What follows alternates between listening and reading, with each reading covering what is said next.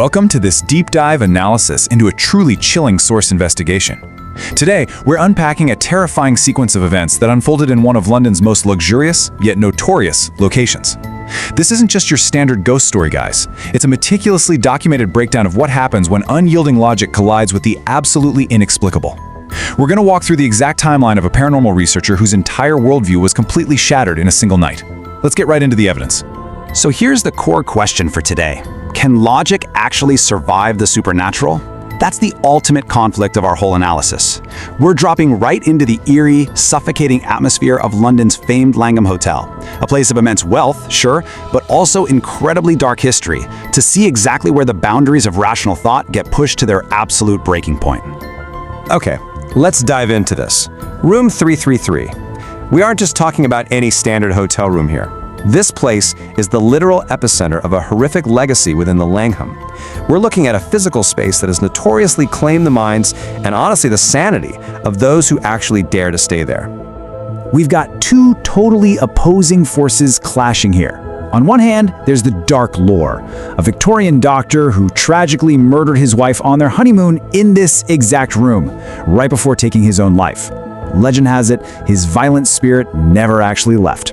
And on the other hand, we have our subject, Annie. She's a 25-year-old British journalist filming a documentary on paranormal investigations. She's highly logical, strictly evidence-based, and she's built her whole career on debunking fake haunted locations. She planned to spend one night here just to expose the myth, relying completely on her intellect and her tech. Now, let's look at the environment itself and how it builds this crazy tension. Annie arrives at the Langham, right? The main lobby is bustling, soft carpets, grand paintings, the whole shebang. But the moment she hands over her booking for room 333, the receptionist's smile just vanishes. Her hands literally freeze, and instead of handing over a modern keycard, she nervously gives Annie this old-fashioned physical brass key. As Annie steps onto the third floor, the sensory shift is instant. The corridor is dead empty. Those beautiful paintings from the lobby are replaced by faded artwork lit only by these dim yellow lamps casting deep, creepy shadows everywhere. Even the floorboards are creaking under this old carpet. So the crucial thing to imagine is the physical reality of the room as she walks in. The door is thick, dark, polished wood, but that brass handle, it is unnaturally cold to the touch. When she's inside, it's just heavy darkness and Victorian-style decor. There's a massive king-size bed, an antique dressing table, and, pay close attention to this detail, a full-length mirror positioned directly facing the bed. The whole room just feels heavy, you know, almost like it's waiting for her. Let's trace Annie's methodical setup as the evening goes on. At 8 p.m., she checks in and unpacks. There is this brief, jumpy moment when her suitcase mysteriously falls over by the door as she's looking for the light switch. But, being Annie, logic prevails. It just tipped over, right? By 8:15, she's got her tripod, camera, and microphone systematically set up to capture everything. It's a freezing November night, so around 9 p.m., she lights a small fire in the hearth. Everything's rolling. Everything's totally rational. But by 11:30 p.m., lulled by the warmth and the glow of her laptop while researching the hotel's history, Annie unknowingly drifts off to sleep. And then, the timeline abruptly shatters. She's jolted awake by a sudden, sharp knock at the door. Disoriented, she hears it again, and then a man's voice calls out, "Your room service, madam." But here's the logical disconnect. Annie ordered a simple sandwich hours ago, and she already ate it. Confused, assuming it's just a mix-up, she gets up and checks the people. Well, there's a butler standing out there, holding a tray covered with a massive silver lid. Annie opens the door, insisting she didn't order anything, but the butler coldly replies that it is indeed her order. He reaches down, slowly lifts that heavy lid off the tray, and sitting right there, on the silver platter, is Annie's own severed head. She screams, squeezing her eyes shut in pure, unadulterated panic. But when she snaps them open a fraction of a second later, the guy is gone. The corridor is totally empty. It's just her, standing alone in the doorway. Now, what's really interesting about this slide is how all of Annie's technological safety nets, the literal tools she relied on for the truth, completely collapse. Panicked, she slams the door, locks it, and rushes over to her meticulously set up equipment to see what she caught.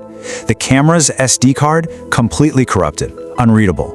The voice recorder captured absolutely blank audio. No knocking, no butler's voice. The only thing recorded on that tape is the sound of the door opening, the door closing, and Annie's own blood-curdling screams. Her evidence-based world is officially crumbling. So, it's now 1 a.m. Despite the fire still burning brightly in the fireplace, an unnatural, creeping cold just swallows the room. The temperature absolutely plummets. Desperate, terrified, and trying to just anchor herself back to reality, Annie runs to the bathroom, splashing freezing water on her face, praying to wake up from what she hopes is just a terrible nightmare. But reality has officially left room 333. As she looks up into the bathroom mirror, a horrifying reflection manifests directly behind her. It's a man. His face is severely decayed, literally rotting away, with these unnaturally long fingernails. He's wearing torn, decaying Victorian-era clothing. It's the doctor from the legend.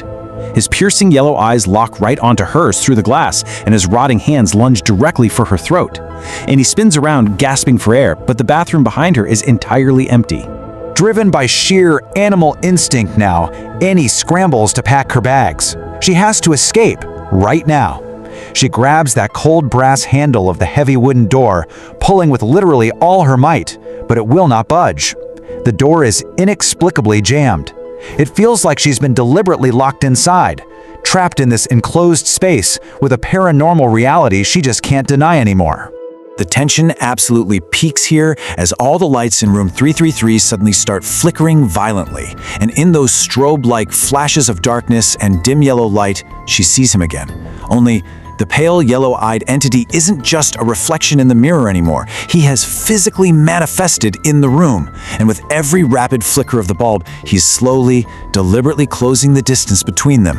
Annie's horrific, desperate screams start echoing down that silent third-floor corridor. Finally, the hotel staff hear the sheer hysteria and manage to literally break their way into room 333. But the second they burst through that door, the reality shifts entirely. The ghost of the Victorian doctor, nowhere to be seen. Annie is completely, utterly alone in the room. And this is where the investigation takes its darkest, most disturbing turn yet. The staff are met with a blood-chilling sight. They don't find a supernatural entity attacking Annie. They find Annie, screaming hysterically, violently smashing her own head into the shattered bathroom mirror. The glass is deeply embedded in her face. The really terrifying twist to all this, later on, it's confirmed that the Victorian doctor murdered his wife using this exact same horrific method. Under the entity's terrifying psychological influence, Annie wasn't just being attacked, she was being forced to recreate the doctor's gruesome crime on herself. The staff literally had to physically restrain her until she lost consciousness. This chilling aftermath leaves us with a deeply unsettling question. What happens when the things you rigidly refuse to believe in suddenly stand right in front of you?